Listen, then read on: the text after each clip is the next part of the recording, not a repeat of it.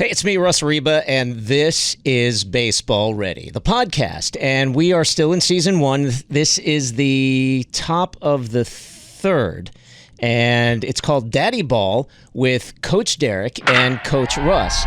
This is Baseball Ready, the podcast. So Derik and I, let me bring you in here, Derik. Derik and I go way back. So our kids both had really long hair, and we that was actually the common denominator that kind of got us talking, because we actually thought, oh, check out that girl playing baseball. Love seeing girls play baseball. And your kid was at first base as a base runner, and you're like, no, that's a boy. And I'm like, oh, cool. My kid has long hair too. And from that point on, we kind of connected, and I thought that was pretty cool. And that was in another town, because you were moving from one town to another. Yeah, we were in Springs at that point, and that was winter ball. That was winter ball. That for some reason started at the end of August. So I thought that was pretty cool. And then you had mentioned that you were moving to the town that we lived in, so you were kind of transitioning from one league to the other. So we were coaching separately on 2 different coach pitch teams in our hometown, and we always said, we should probably coach together. So that first season, I think you were the first season that we were kind of connected. You were on the Dragons, weren't you? The Dragons, for sure. That was your second year of coaching coach pitch, correct? Well, I mean, I actually started coach pitch when I was helping my neighbor. I mean, I was up in Boynton when Garrett was like 2. I mean, so I was coaching baseball back then, even before my kids were in it. But, right. But yeah. I mean, at that point, I had been coaching him a couple of years, both years in winter ball. Little League hadn't started yet, right? It had not. Yeah. So let's get some stuff out of the way. We're gonna the way we're gonna handle the format of this episode. We're gonna ask some questions, and I'll have you answer the question. And man, you got some red going on back there. Oh, and well, I had to rep my Braves. Like I said, they've been not doing well, so they need not well. All right, so at the time of this recording, it's the beginning of July, and they have been doing not well for quite a while. Yeah, no, well, hey, Profar getting that suspension for the steroids or whatever, missing the whole first half of the season when you just signed into a contract was pretty brutal. Cunha getting hurt, Strider getting hurt. Yeah, Cunha. Olsen, nobody can hit. Albies, I love Albies. He's a great guy. He's having a hard year. He's top notch though. He's got class. And then I knew this episode was going to go off the rails, because we're in South Florida, and we are far from Marlins fans. You're Braves all the way. I'm Dodgers all the way, and it's like how is he Dodgers all the way on the East Coast in the southernmost part of it? But that goes back to when we first started playing in Springs. We were I hadn't met you yet, and my son was on coach pitch. It was recommended that we go out to that town for fall ball. It was fall ball. Yeah. And we didn't have a team to be on, so they threw all these kids together, and they threw us on a team. They had me coach with another guy I didn't know, and we ended up coaching together for a while. But we were the Dodgers. This was like 2013, and we ended up following the Dodgers since then, and it's been a great ride. All right, so back to Coach Derik and Coach Russ. The first question. Oh, I've got to do the riddle. The fans, the viewers, the listeners, the subscribers, they love the riddle. I heard this. So I do a little baseball pun before every. You would have heard it if you would have watched the other episodes or listened to the other episodes. Yeah, you got to catch up. You can binge watch. So we do I used to call it a really bad, stupid riddle, but my wife yelled at me for that. She goes, "No, they're really fun, and you got to stop calling them stupid." So this is a fantastic baseball riddle. I'll ask the question, and then we give the answer at the end of the episode. So today's riddle is, what did the baseball mom say to the baseball dad? I'm not even. Don't even bother. All right. See, my mind is racing. I can tell you that. I know yours is. I know how you think. All right. So the answer to that is on deck, and we'll get back to that.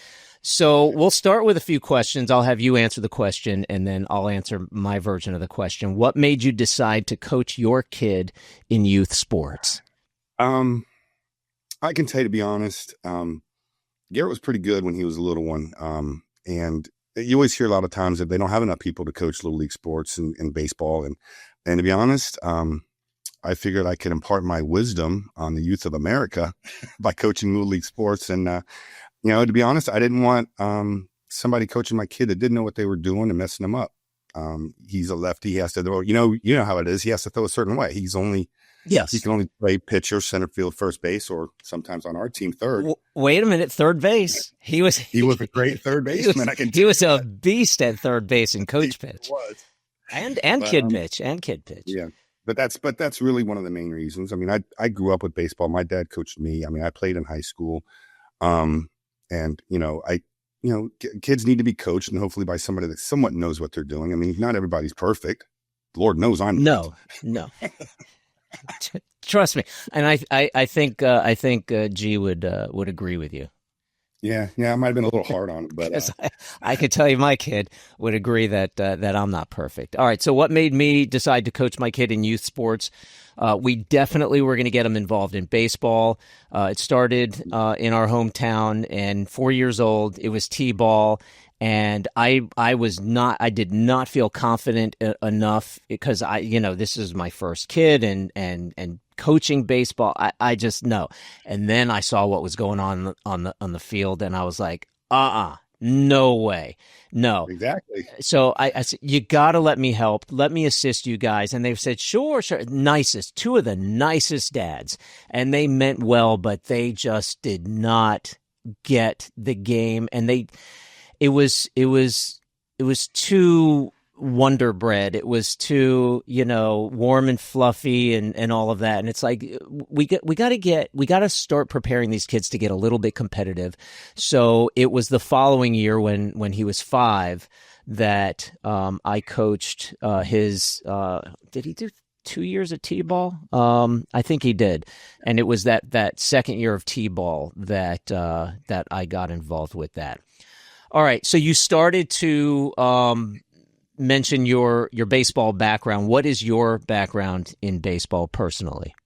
Oh, I mean, I played ever since growing up. I grew up, played in high school. I did not go to college. I you know me, I kind of had too much fun in high school to really make it to college. I mean, I had grades, I didn't have the drive, so to speak. So, but I played in high school, played against Chipper in high school. Oh, cool. But we had a pretty good team, lost in regionals, I think my senior year. But yeah, like I said, I grew up with it. And like with the baseball, with the kids, when they're first starting out, there's a lot of fundamentals that a lot of people don't understand how they work when it comes to, and we did stupid things. Well, it was alligator to get them to put 2 hands on the ball on the ground. Yep. Things like that. Baseball ready was always being yelled. Baseball ready. Get your tush down when you're fielding the ball, sitting on Squash the bug. Squash the bug. I mean, certain things with, when they're throwing a ball, reach back like you're picking fruit off a tree, reach back, and there's those little things like that. A lot of people don't understand that. And when their kids are young, that's when they need to really learn this stuff, because as well as I do, when it comes to travel, anybody can be coaching your kid. And second of all, they really don't teach a lot of fundamentals when it comes to that. We saw that, with some high school games. Oh yeah. Yeah. Yeah. So, I mean, you know how it is with me. Nothing drives me crazier to watch a game and then see the team give up outs, give up free bases because they're just not doing easy fundamental things. Yeah. Douglas does it all. Well, yeah, that's Douglas is a machine, and that's an anomaly. There's a high school baseball program like that. I'd say every, there's you've got South Florida there, Parkland. You've got Jupiter, which has a beast of a high school team. But there's Four-time those national champions, Russ. I mean, 4 times. Yeah, I Get mean, here. So, but and we talked to. Well, I'm not even going to get into the politics of it because don't get into the politics. that's gonna another conversation. that'll spawn off a whole different episode. So my background in baseball, zilch. So and I did not admit that to a lot of people, and it wasn't a matter of admitting. It was a matter of, so I was the kid who loved being an athlete, and I was good at soccer. I was good when I was able to play baseball. But my dad would sign me up for teams. I grew up down in Miami, where things were competitive. Baseball was just invented around that time. But my dad would sign me up for teams and take me to one practice, and then that was it. Too busy, and I was the kid that just always wanted to play but didn't. So one of the things that a lot of parents do when they're coaching baseball is trying to give their kid something that they didn't have, or win them the trophy that they didn't win. Or there's so many reasons that dads decide to coach youth baseball. But I kind of, with my kid, I overcompensated a lot trying to get in everything that I didn't get in my childhood, and I thought baseball was a good way to go because it teaches life lessons. It sure does. It sure, being part of a team, learning that thing, I know having fun. That was, I wasn't always about having fun. I mean, we got a little competitive and told the kids that, my favorite was always, why do we play the game? And the kids would be like, oh, to have fun. I'd be like, close. Yeah. You really play the game to win the game. That's why we play the games, is to win them. Now, you want to have fun, but. Yeah, 100%. So one of the things I always say is we take, Derik and I have been coaching together for many years. And the way we did it was I would manage the baseball team, and Derik would manage the soccer team. And we were the daddy ball coaches for both, for baseball and soccer, and 2 seasons of baseball. And what? How many? 2 What seasons of baseball? 1 little league season and 1 winter ball season every Yes, season. yeah. We would do the regular spring season and then the off season, and we won a lot. But one of the things among the things we would practice is, we get on the field to win. Mm-hmm. Obviously, you're taking your position, or you're getting in that batter's box to succeed and to win. But during regular season, it wasn't always that important to win the games because we were so focused on development. We weren't the ultra competitive coaches during regular season, but boy, when playoffs came, it was cutthroat. And I think that's why we won a lot. Yeah, the whole point of of coaching these kids is to develop them, not just with baseball skills. Of course, I mean they have to learn how to play and be safe. I mean, we've seen some kids get just nailed during games because they won't pay attention. But it's not just the baseball; it's the competition of it, the aspect of trying to win, being a good loser when you do lose, at those kinds of things. That that really is what it is. I mean. You had, dealing with those personalities. I mean, Lord knows, remember Seth wouldn't get off at third base. Go have you grab him, peel him off third base in Little League. I mean, oh yeah, it's a lot of personalities and a lot of skills you have to deal with, but it's fun. It's a blast. And watching that develop into them getting better throughout the season. We always used to tell them, it's not how you start, it's how you finish. Yeah. It's always how you start. I mean, it's always how you finish, not how you start. We did have some problems with being as successful as we were, especially when we were playing the winter ball, where you could lock 9 players. You can come to the league with 9 players locked, and then you had to draft the rest. And everybody accused us, oh, you guys are an elite travel team, this and that. And it's like, no, these are all rec ball players. And what it was a little league all-star team, basically. pretty much. And we would sometimes win so often that our kids would turn into buttheads. They would have these arrogant. Listen, coaches' kids are the worst, and we're going to get into the daddy ball aspect in a second. Let's get through some of these questions. When did you move from the field to the other side of the fence? High school drove me crazy. Actually, I mean, when he played flag football for, I think, 2 years, that kind of drove me crazy, but it was kind of nice sitting on the side. But in baseball, it drove me crazy. You see me pacing behind there. Yeah. I would say it's a different style of coaching, different tactics, different strategies. And when you're coming off of your kid growing up with very successful baseball seasons, it gets frustrating. And the other thing is, I've learned with a lot of organic high school teams, they're just not as good as the travel teams and some of the rec ball teams that these kids grow up with. Yeah. Because anybody can get on the team. You have to have enough in high school. So the level of play isn't always there unless you're looking at a school like Douglas. Yeah. Well, look, I mean, there's even not just Douglas down here, Taravella. They always have a pretty good team, right? I mean, there's some stud teams down there. Oh yeah. But it's, again, when you move from the one side of the fence to the other, it is hard, especially very hard. Very hard. Like competitive as I am, and then my hope was once I was done with him, I could only do what I knew. I mean, I'm not an expert baseball guy. I mean, I developed him as far as I could, and I expected when he got to high school, the development would continue. And I just don't see that at a lot lot. You don't see any development happening. And I see a lot of frustrated parents at a lot of these high schools around town from the kids we know. Mm-hmm. And that's just the way it is. It's a lot of times you've got travel coaches that's their life and they know the game inside and out. And there's a lot of things that a lot of high school coaches, they just don't have the same experience. But, that's what you get. You get what you're given. Yeah. At high school. Me going to the other side of the fence was actually, it was one of those, I got to watch my kid play. I got to see him earn his position. Now, going back to Daddy Ball, you admitted that your kid was pretty damn good at baseball.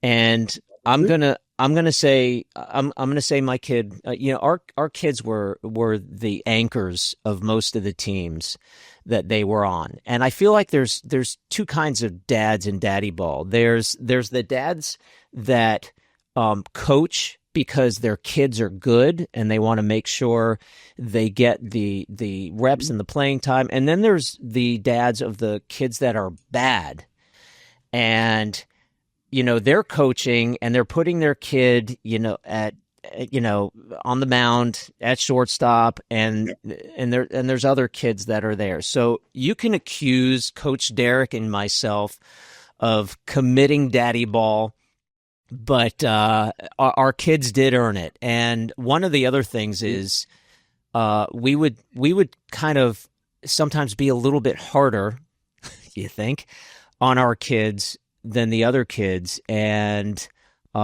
sometimes not put them in specific positions because you wanted to walk that line carefully of not trying to be the king of Daddy Ball. But for us it happens. I mean, and the beauty was, I can say this, at least where our kids played Little League, most of the coaches' dads, the dads that were coaches, most of them they knew what they were doing. The kids were typically all-stars. They were typically the all-stars in the all-star team. Our kids were, agreed. I mean, That's typically the way it was. And even though I'm not saying anything against anybody that was a coach, but even then, there's certain personalities of certain coaches that I rub me the wrong way. And I'm sure I rub people the wrong way when I coach, but you know how that is. There's certain coaches that they were good. There was nothing wrong with them coaching, but that's not the type of person I want coaching my kid. And that's kind of the reason why I wanted to be the coach as well. I know how far I can push my kid. And yes, anybody that knows me that's watching this knows I am hard on my kid when it came to sports. Agreed. Both of them, you can handle playing basketball. Yep. No, I agree. And look, my kids. I never let my kids beat me at anything. Board games, basketball. When they beat me, you beat me. That was it. I'm not one of those dads that's going to let you win because it makes you feel good. That's not. No, I think overall the parents that of the kids that we coached were really appreciative, and I hope some of them are actually watching this now while all of their kids are in college or in technical school or in jail or wherever they may be. But I love going to Publix and seeing kids that I coached from 10 years ago, still seeing these kids, saying hi to them, seeing how they're doing, where they're going to college. And it's great. I mean, dude, I've got kids coming up to me in the gym or at the grocery store, and they're like, "Hey, Coach Russ, how you doing?" And I'm like, I'm looking up because they're all taller than me now.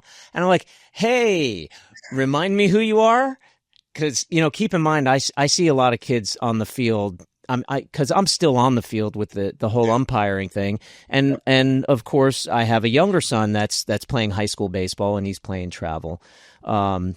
So I would say going to the other side of the fence was good. And every now and then, kind of in a novelty situation, I'll be asked to help coach. One of the teams my younger one is on, and it's fun. And I like, for instance, this past season, my younger one, who's in high school, played seniors Little League, and I was asked to be one of the coaches. First thing I did was I went to my kid and I said, "Listen, they want me to coach this seniors Little League team. I got to ask you if you want me to. If not, I'll go on the other side of the fence if you're not good with it." He said, "No, I'm cool with that."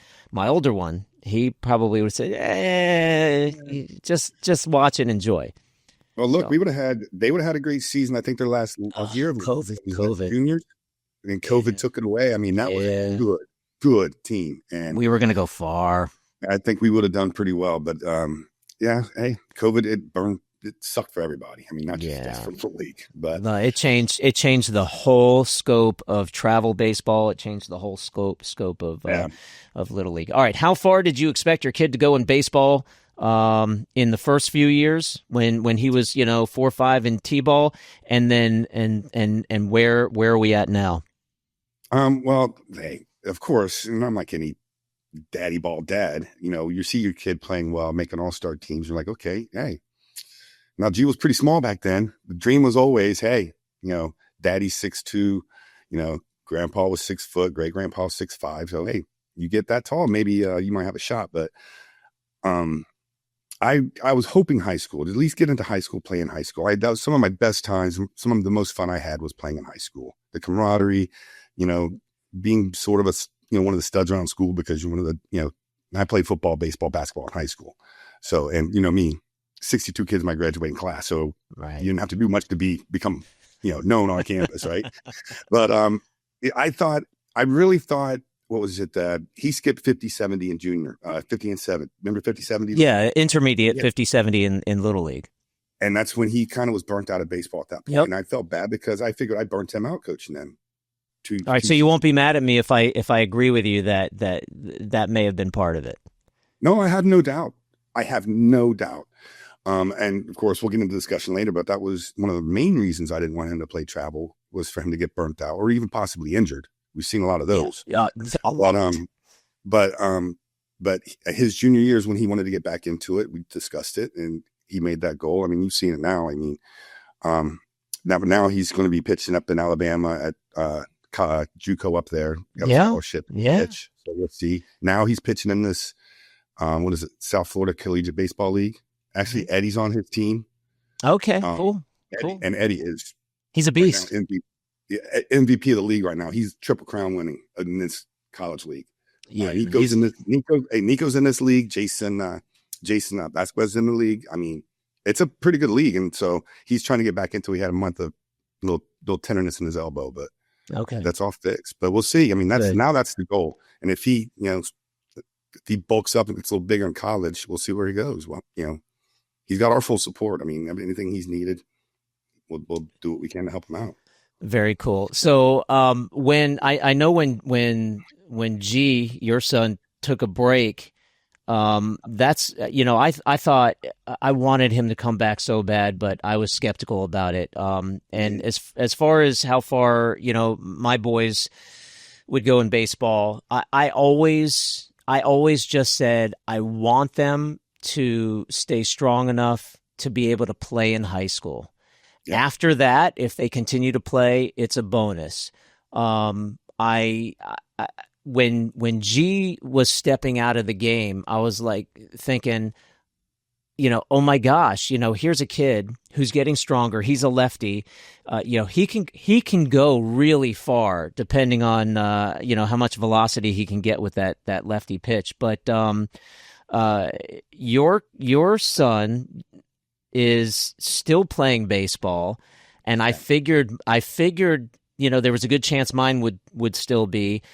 He ended up going to a college where it would be there's no way he would have been making that team. But I just figured maybe club ball, and he did practice with the club ball squad for a little while, but he ended up getting a little busy, and his shoulders barking at him from all of those years of throwing. But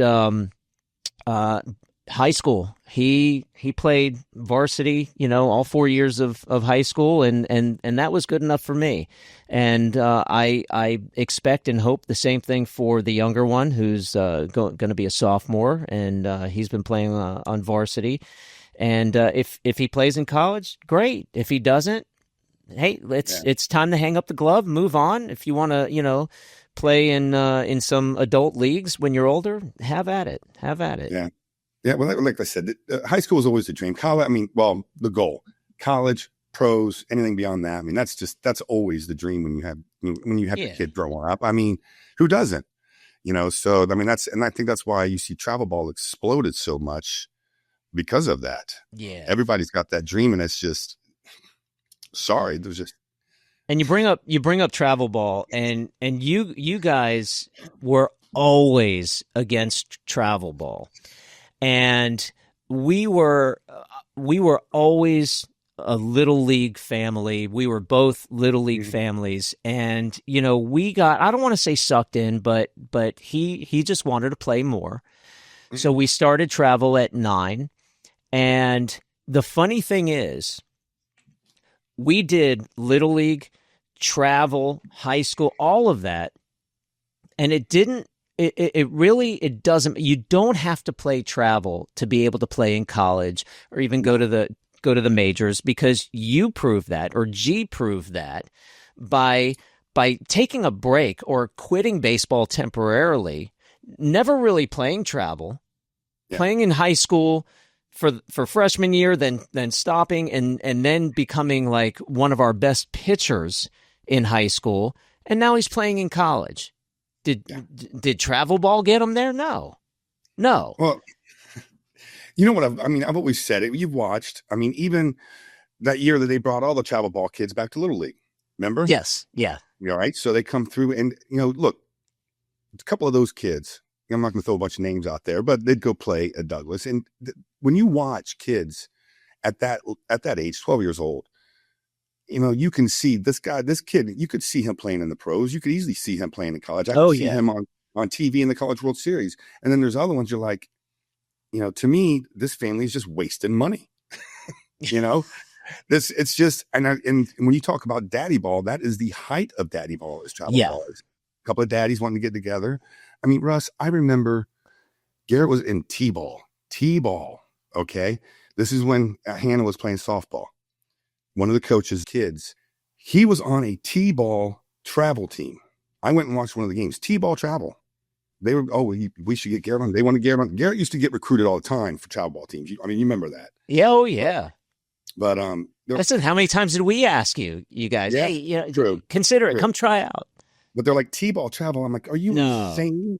Are you insane? But when travel ball came around, it was elite players. Elite players, and that's what you saw. Nowadays, every kid is playing travel. There is no, anything special about being a travel ball player because everybody plays travel ball. You have no idea. So now it's like Little League was, you basically had 3, maybe 4 high-level players, and the rest of them were just kids from the neighborhood. So, and I feel like COVID was a part of it because that's when and my wife, was president of Little League here when we had to shut down, and her hands were tied. She had to shut it down, and these kids wanted to play baseball. Where else can they go? Travel.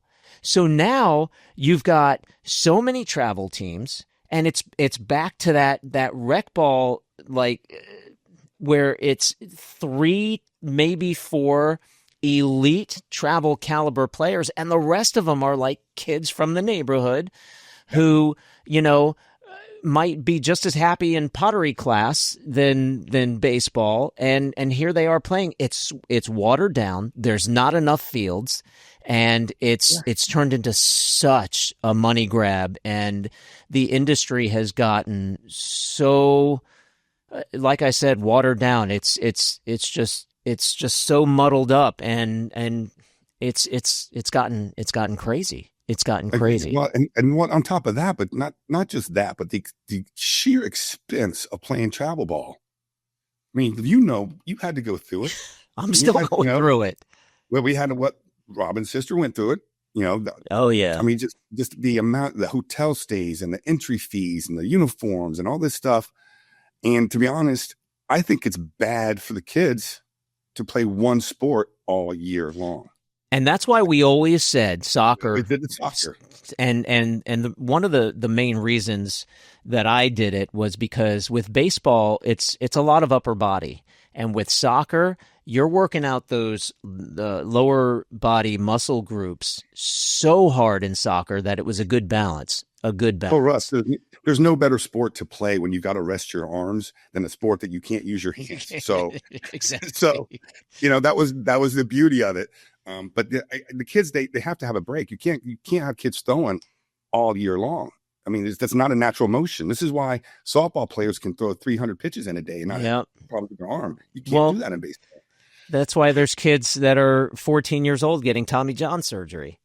You see it all over the place. Especially Arizona, California, Texas, Florida, where you can play baseball all year round. Wow. And it's detrimental. And when the parents don't understand it, when the parents I was just talking about pitch counts in the last episode, when the parents just say, let the coach decide. It's like, no, you decide. Your child is a minor. You decide on the pitch counts because but the parents, Russ, these parents, a lot of them, they don't know baseball that these kids are playing travel ball. A lot of these, they don't understand how that kind of thing works. Right. Again, that's the beauty of Little League because it's a requirement. But yeah, I mean, you've seen kids out there umpiring, throwing hundreds of pitches. Yep. In a weekend. Yep. And it's ridiculous. I mean, it's just ridiculous. It's sad. And to think your son is going to be seen at 12. I mean, you have these, but again, the ones that are there are the ones are going to be there. Yeah. It's something you look at these kids like, oh man, that kid, he's got a shot. He's got a chance, but you never know. Garrett was short and fat when he quit. Remember? He had just cut his hair. He had just cut his hair. He had that growth spurt he had stopped. He started looking like me in the face. Little chunky face going on, right? No, yeah, but listen, our two boys, and we're gonna have to wrap up here shortly. Right. But I with the long hair, one of my favorite things. Listen, friendships.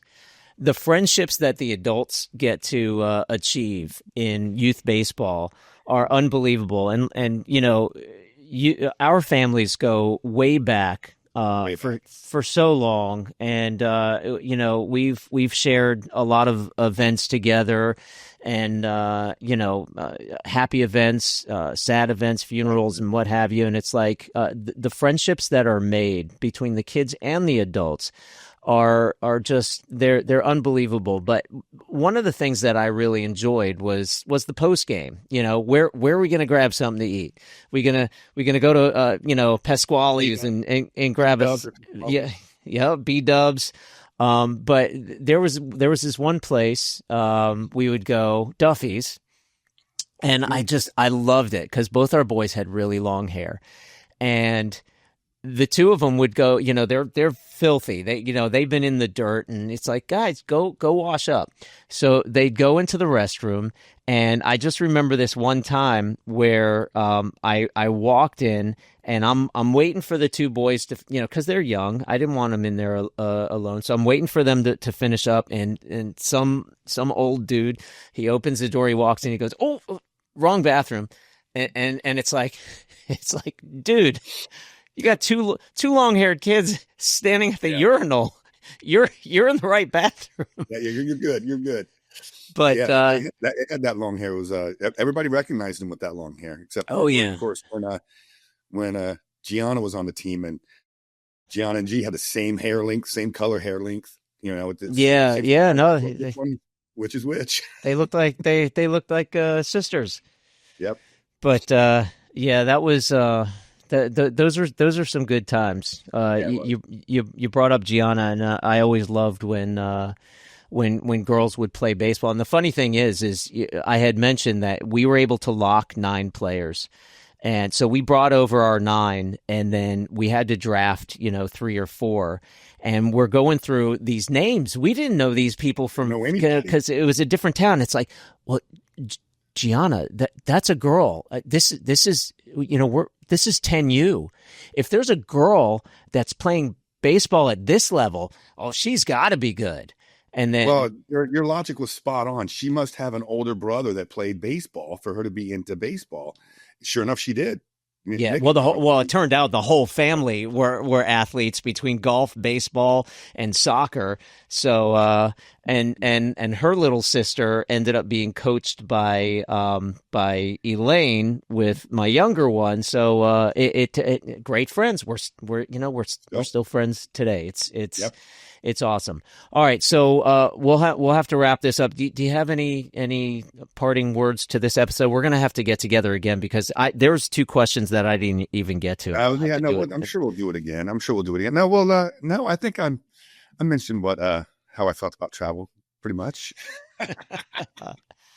So it worked. It worked for you to not join a travel team, and it's worked for us to join the travel team. The only difference is you could have probably bought a small yacht with the money you saved, not in getting involved in travel. That went towards health insurance and health bills for the past 5 years.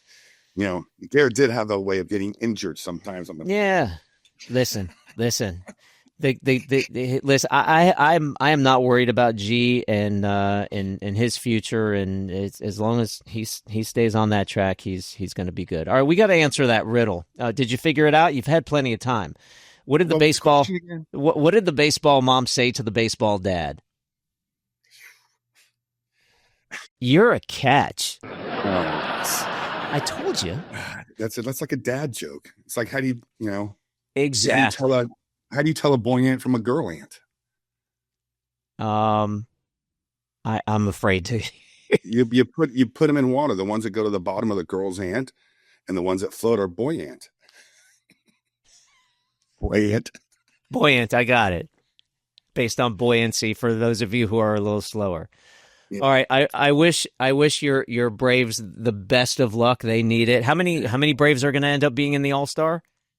Do we know yet? I'm sure Sale will be there.